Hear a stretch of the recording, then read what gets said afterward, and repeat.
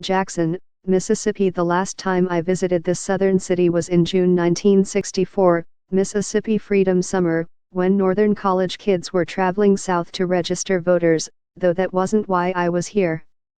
A high school sophomore, AWOL from home, I was on a cross-country bus trip from Boston, and Jackson was one of the stops.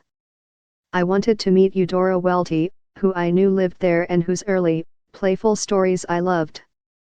My plan was to call from a payphone, then drop by her house to say hi. Welty's writing, wry and linguistically zany, was the only version of South I knew, and it made me eager to go there. But by the time I reached Jackson, I was feeling uneasy. I'd seen colored entrance signs on public buildings and falling down sharecropper shacks along the road. I'd also heard rumors that 3 civil rights workers had mysteriously disappeared. I hoped a meeting with Welty might be reassuring.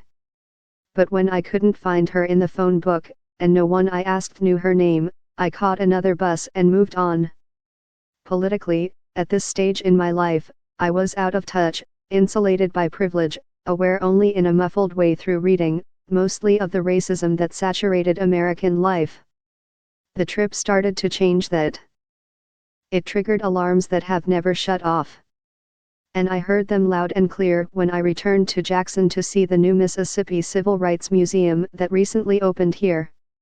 Its inauguration was one of 3 major cultural events celebrating the state's bicentennial.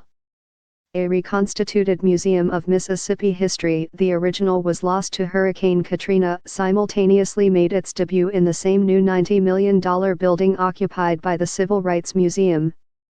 And a large exhibition called Picturing Mississippi, 1817 to 2017, Land of Plenty, Pain and Promise, opened at the Mississippi Museum of Art.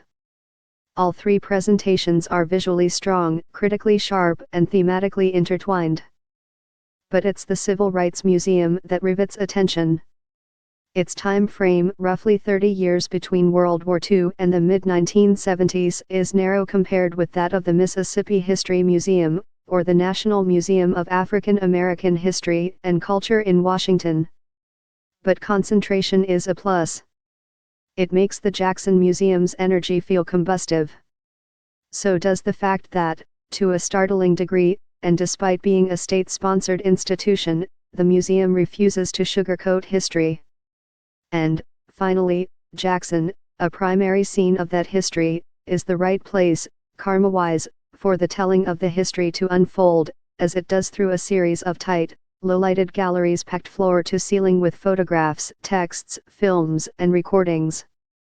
The material is magnetic. I had intended to make an initial fast sweep, then double back for a closer look. But an hour after starting I was still only halfway through my preliminary tour. The backstory to the civil rights period is the European slave trade, which arrived in what is now Mississippi with Spanish colonists in the 16th century, and expanded under French, then British occupation. By the second half of the 18th century, white wealth was so completely dependent on black labor that a clause by Thomas Jefferson condemning slavery was struck from the Declaration of Independence.